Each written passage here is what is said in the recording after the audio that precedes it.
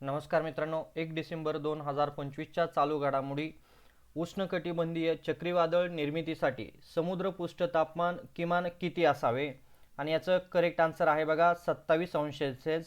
पुढचा प्रश्न, चक्रीवादळाची ऊर्जा मुख्यत्वे कोणत्या प्रक्रियेतून मिळते? उत्तर आहे त्याचं गुप्त उष्णतेचे संगणन. पुढचा प्रश्न, कोणत्या अक्षांश पट्ट्यात सर्वाधिक उष्णकटिबंधीय चक्रीवादळ क्रियाशीलता आढळते? आणि त्याच्यामध्ये करेक्ट आन्सर आहे 10 ते 20 अंश सेल्सिअस. पुढचा प्रश्न बघा तुमच्या समोर आहे, लो लेवल डिस्टर्बन्स म्हणजे काय? तर याचं करेक्ट आन्सर आहे सतत निर्माण होणाऱ्या मेघगर्जनेसह कमी दाबाची रेषा म्हणजे लो लेवल डिस्टर्बन्स होय.